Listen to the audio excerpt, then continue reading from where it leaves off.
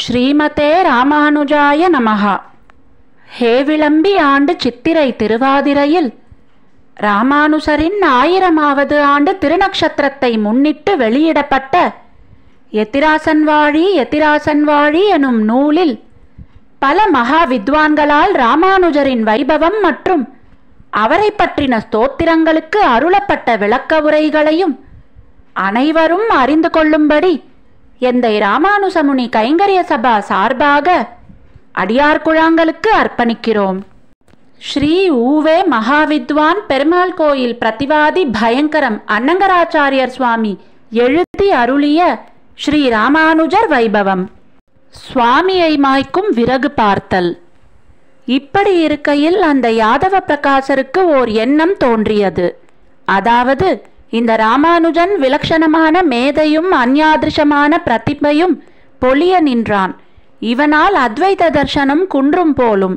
ஆகவே இவன் முடியும் விறகு செய்வது நன்று என்று இதை பற்றி பலவாறு ஆலோசிக்கையில் இவ்விளையாழ்வானை கங்கையில் மணிக்கரணிக்கையில் தள்ளி மிருத்யுவசமாக்குவதே பாதகமற்ற பணி என்று அறுதியிட்டு ஒரு நாள் ராமானுஜரை வரவழைத்து, நீர் இல்லாமல் எங்களுக்கு ஆற்ற ஒண்ணாதா இருந்தது. முன்போல் வந்திருந்து மனமொத்து வாசித்து கிரந்தத்தை அவிச்சிந்தமாக நடத்தி போரும் என்று சதுபாயமாக சொல்லி ஸ்வகோஷ்டியிலே சேரவிட்டு கொண்டு பாடப்பிரவச்சனம் நடத்தி வந்தார் யாதவர். ஏற்கனவே தாம் எண்ணியிருந்தபடி நிறைவேற்றி கொள்ளுவதற்காக ஒரு நாள் கோஷ்டியிலே கங்கா யாத்திரை புறப்பாட்டை பிரஸ்தாவித்து சுவாமி உட்பட எல்லாரும் இசைந்தவாறே சபரிவாராய் புறப்பட்டார் யாதவர். இளையாழ்வாரும் விந்திய பிரதேசத்திலே போகும்போது சில இங்கிதங்களாலே இந்த யாத்திரையின் நிமித்தம் இன்னதென்று உணர்ந்த கோவிந்த பட்டர் ஓரிடத்திலே இளையாழ்வாரும் தாமுமாய் பின்தங்கி நின்று செய்தியை ரகசியமாக சுவாமிக்கு தெரிவித்து அகன்று போம்படி சூச்சிப்பிக்க சுவாமியும் அங்கு நின்றும் அப்போதே தனியே மீண்டெழுந்தருளினார். யாதவ பிரகாசர் செய்தியை பிறகு சொல்வோம். சுவாமி ஓர் இரவிலே கச்சிபதி சேர்தல்.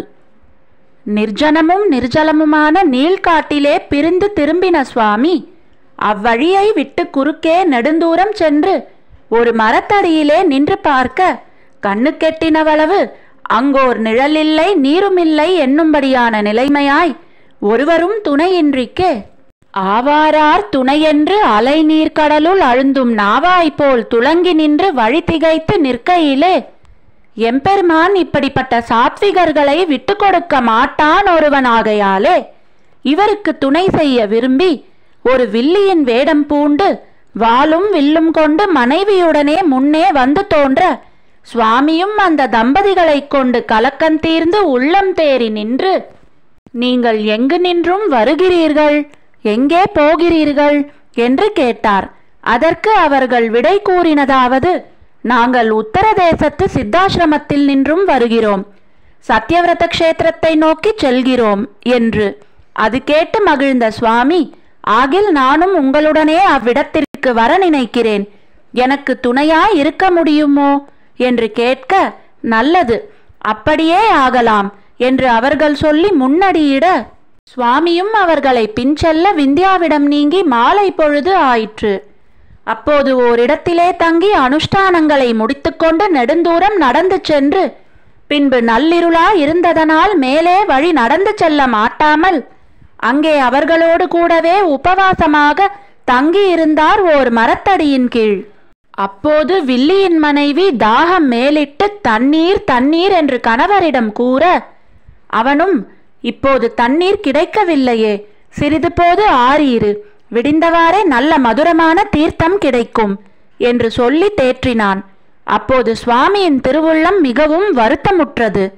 ஐயோ, நமக்கு மகோபகாரிகளான இவர்களுக்கு நாம் விடாப்பை தீர்க்கும்படியான தேசமாக இல்லையே என்கிற நிர்வேதத்தோடேயே சிறிது போது திருக்கண் வளர்ந்திருந்தார். பின்பு கனவிருளகன்று கீழ்வானம் வெள்ளென்று காலையம் பொழுதானவாறே மூவரும் எழுந்து வழி நடக்கத் தொடங்க அந்த தம்பதிகள் இருவரும் அருகே ஒரு கிணற்றங்கரையிலே அழைத்து கொண்டு போய்விட்டு அவரை பார்த்து, அருள்முகிலே, மிகவும் விடாய்த்திருக்கின்றோம். இக்கிணற்றிலே இறங்கி ஒரு கை அள்ளி தீர்த்தம் தருவீராக என்ன? அவரும் உடனே கிணற்றிலிறங்கி 2 திருக்கையாலும் தீர்த்தம் வாரியெடுத்து 3 தரம் கொடுக்க, அவர்களும் வாங்கி விடாய்த்தீரப் பருகி உருக்காட்டாதே ஒழிக்க, இவரும் கரையேறி வந்து பார்த்தவாறே எங்கு தேடியும் அவர்களை காணாமல் சுற்றிலும் கூப்பிட்டு திசைகளை உற்று பார்க்கையில் மாட மாளிகைகளும் கோபுரங்களும் விசேஷஜன சஞ்சாரங்களும் காணப்பட, முன்னே தோன்றின சிலரை நோக்கி இவ்விடம் எவ்வூர் என்று கேட்க, புண்ணியகோடி விமானம் முன்னே தோற்றானிற்க எவ்வூர் என்று கேட்பதென்கொல்?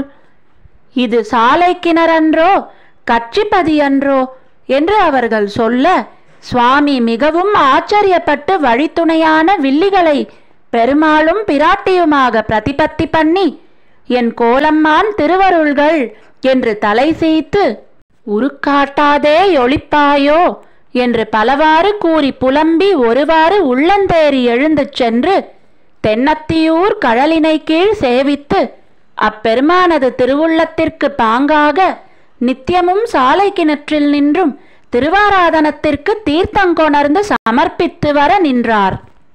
ஆழ்வார் எம்பெருமானார் ஜீயர் திருவடிகளே சரணம். ஜீயர் திருவடிகளே சரணம்.